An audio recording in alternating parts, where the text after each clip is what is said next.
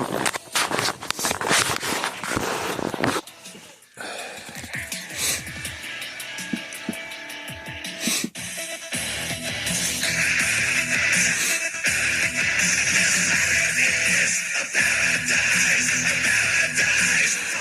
up, what up, what up? Welcome back to Lockdown Universe, home of the bizarre, peculiar, and unheard of stories of UFO legend and paranormal lore. I'm excited today because we're going to get into some multiple stories that are going to coalesce and make some sense in this crazy UFO world. So, we're going to start it right off. So I'm going to blend Phil Schneider, if you've ever heard about his story back in the 90s.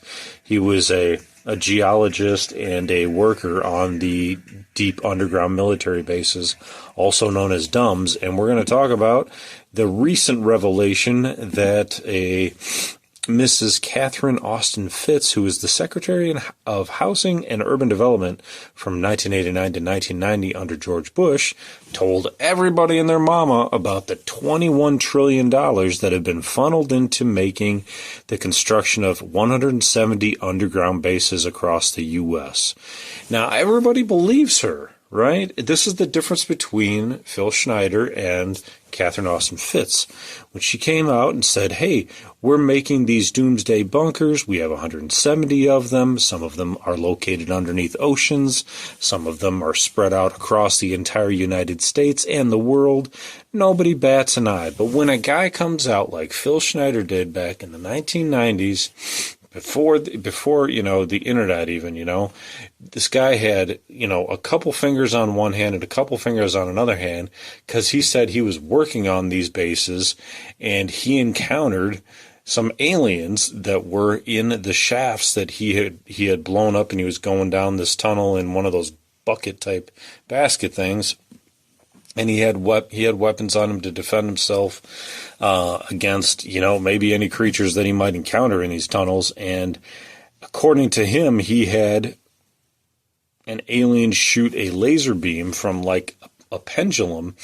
And this alien was like a tall white, and it encountered him, and he pulled out his pistol because he didn't know what the hell he was never briefed on aliens. And he was like, holy shit, what's going on? And so he pulls out his weapon. They touch this pendant on their chest, and it shoots a laser beam out. And he says it guts him like a fish. It immediately sears off his fingers. And in his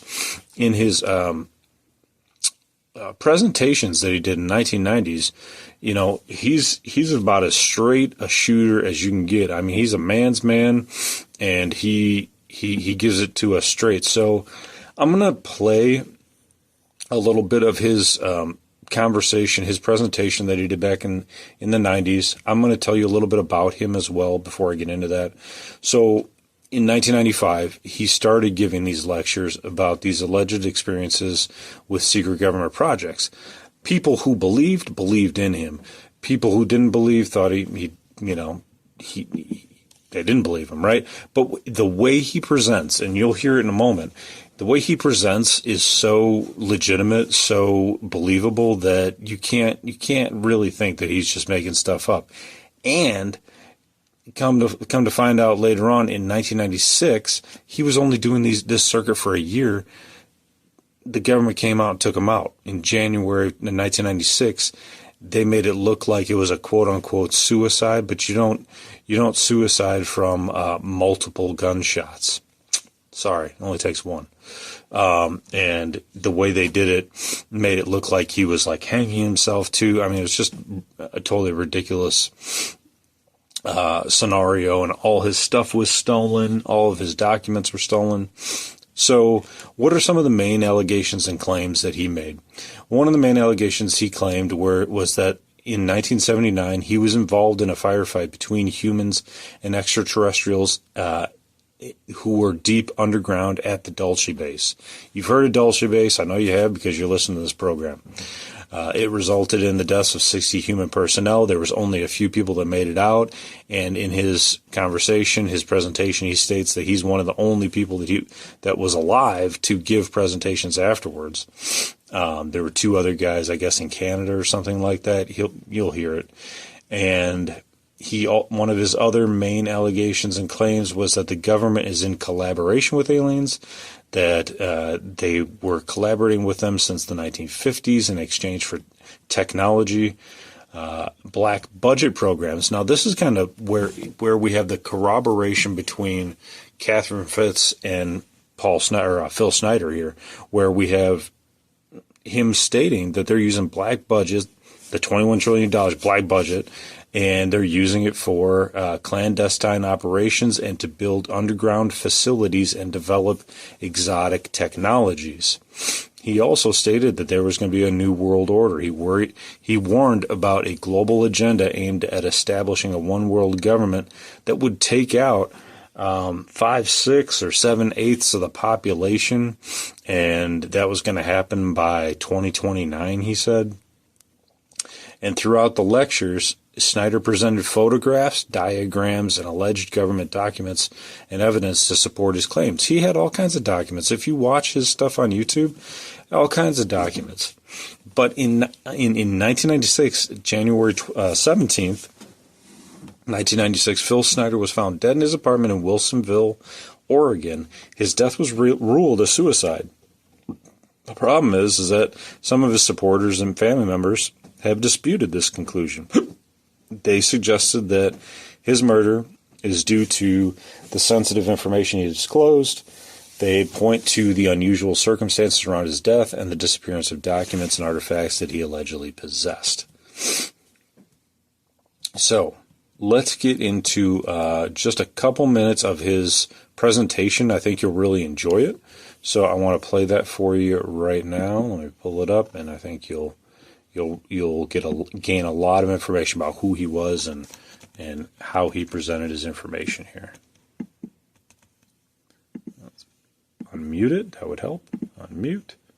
Casually mention to you something that's very scary indeed. And tell you what the alien agenda is. It's going to sound very familiar.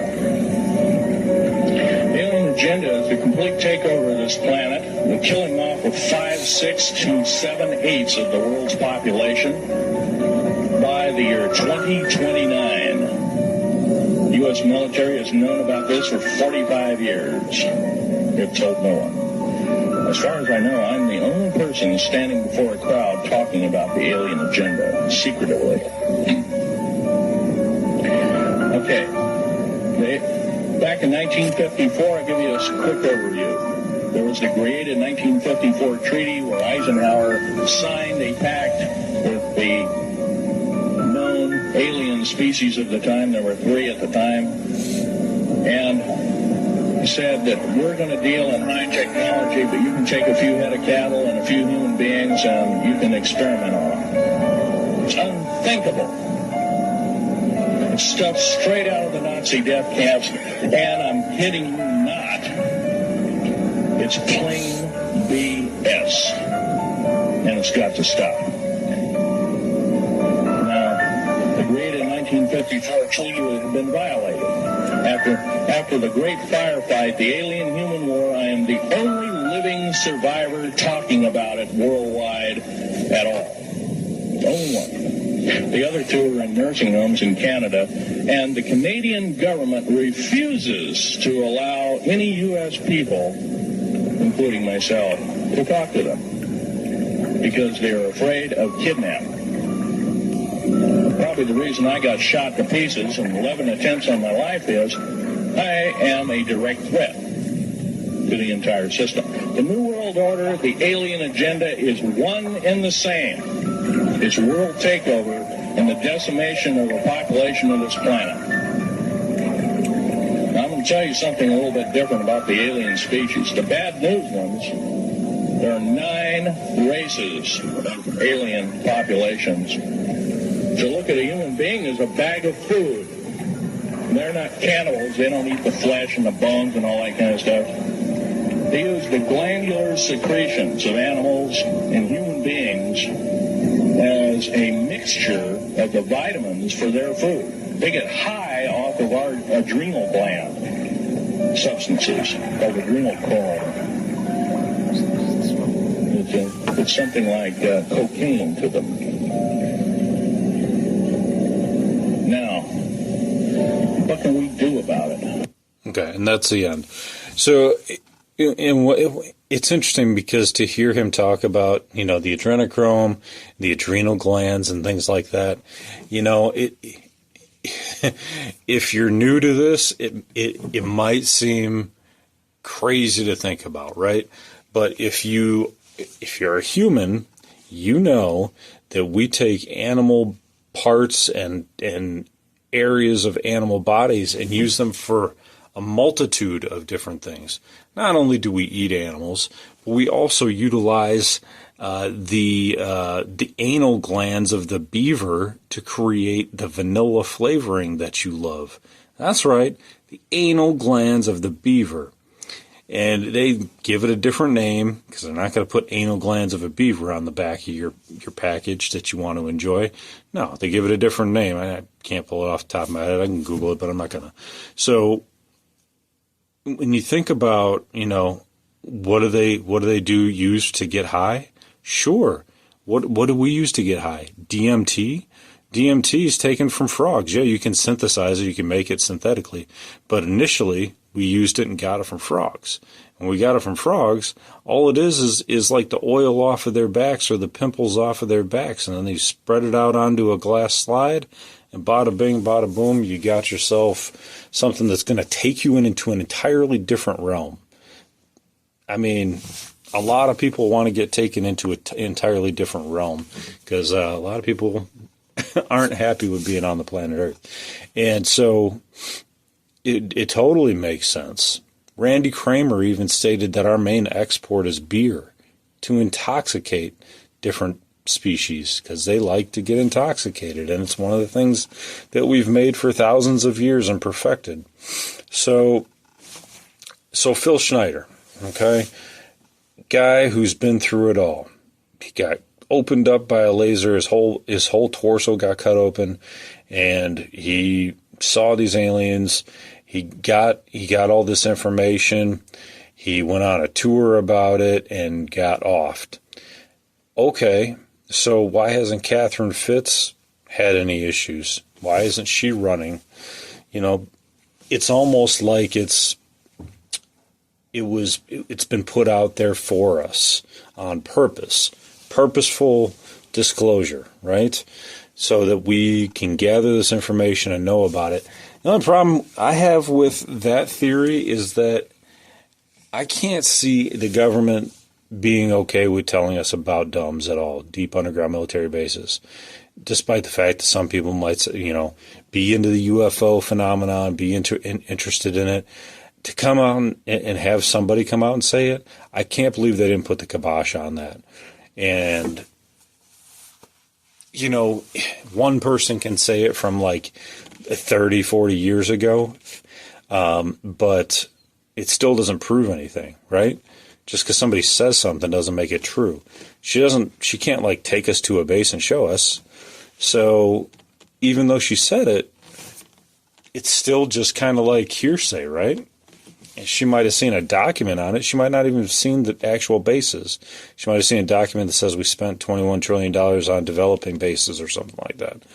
So we have a real problem with proof.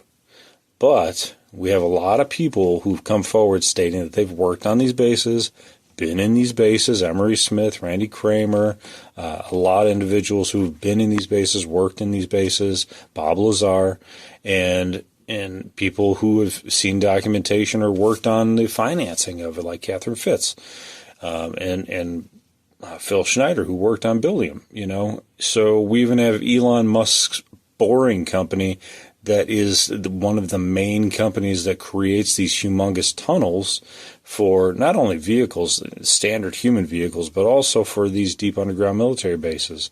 Basically, they have these humongous, it just looks like a huge drill bit, but it's like stories tall and it has wheels on the outside of it so it can wheel itself into the dirt and literally make it glass or obsidian around it. So it's like a black glass. And you can just have this thing tunnel, and it can tunnel miles quickly. And then developers can go in there and create their own bases under there. It's amazing to me that we had Phil Schneider coming out saying that, hey, we have all these bases.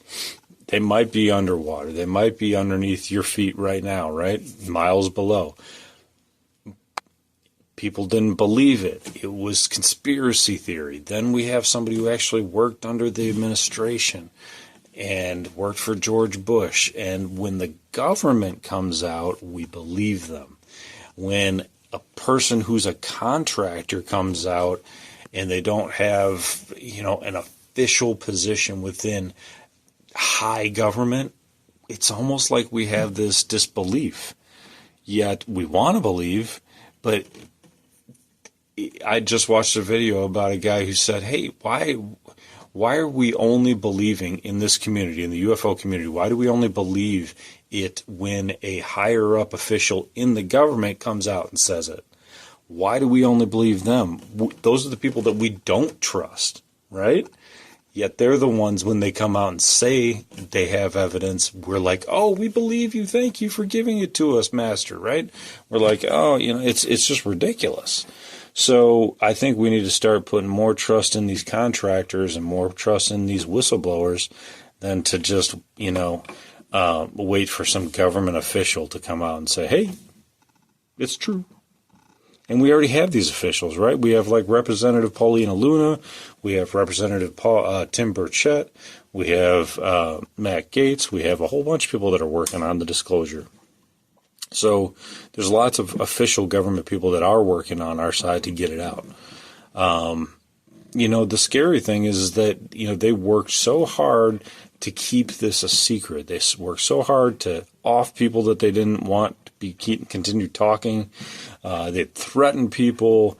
They, threatened to throw guys that were in the military off helicopters into the forest so that their friends and family would never see them again. I mean, just horrible, terrible stuff. They cuffed people up, interrogated them for like 18, 24 hours. I mean, just horrible shit. So I think when we're looking at this, now we have a better understanding of why, like Zuckerberg, Bezos, Oprah, all these other hugely rich individuals are able to create their own bunkers, and they may have a knowledge of something that's coming that we don't have a knowledge on. I mean, and this stuff goes back to Rockefellers and, the original, Freemasons that have inside information, the Majestic 12 individuals as well, Vannevar Bush and all these guys that worked, in the Majestic 12, they know all this stuff. They've already made their bunkers. They already know that there's some either going to be a battle on the surface of Earth that's going to kill us, or we're going to have to hide from some sort of alien species that's going to come down. It's going to be a war between aliens and the government, or aliens and other species that'll try to protect us. But there's a reason they're making bunkers. I mean, you don't just make bunkers just to make bunkers. Yeah, sure. I mean, Zuckerberg has so much money, he doesn't even know what to do with it all. So let me make a bunker so my family's safe. But then you have all these other people that are making bunkers too. And then you have to ask yourself, well, why did the government make 170 of them? It makes sense to make, I don't know, maybe 40, 30, 40. But to make 75, 100, 125, 150, 170 that we know about, that's a hell of a lot of bases. And you can put a hell of a lot of people in that amount of bases. And these bases are at the highest level of luxury as well, from what we've heard. So we have all this money tied up in all of this product, in all of this living space.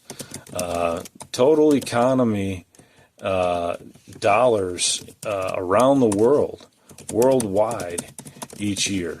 What does that come out to? It comes out to $101 trillion.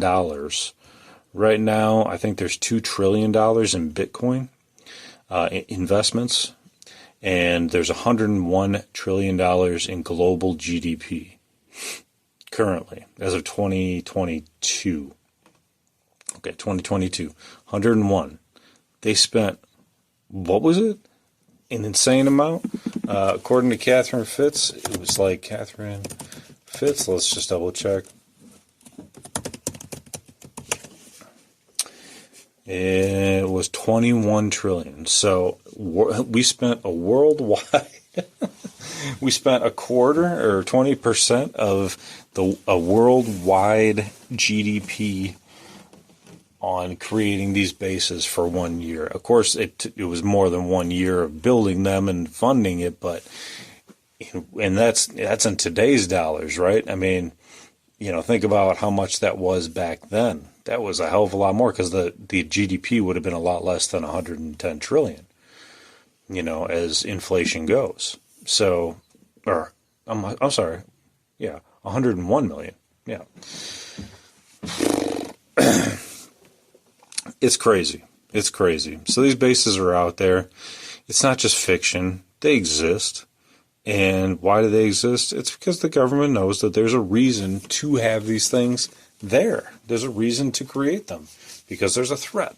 You don't just make bases just to have bases. There's a legitimate threat out there that they need to know about and they need to be prepared for.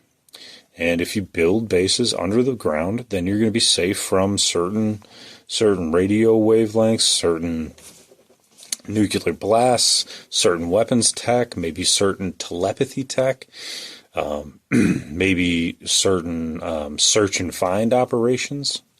So the technology that they'd be using to search and find humans, they might be able to block that as well, given the fact that we've had such a reverse engineering technology program underway since 1940s. It's just unbelievable. So, what do you think?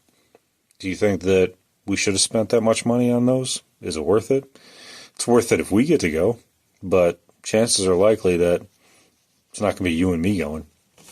So, anyway, I'd like to hear what you think. Hopefully you guys are having a great night, taking care of yourselves physically, spiritually, emotionally, following through on your hobbies and your goals and your dreams, and as always, continue to question the universe around you. Please like, follow, and share, subscribe the podcast. That's the only way we're going to keep this thing going. And I appreciate you guys for listening. Take care of yourselves. Lockdown Universe out. Peace, peace, peace, peace.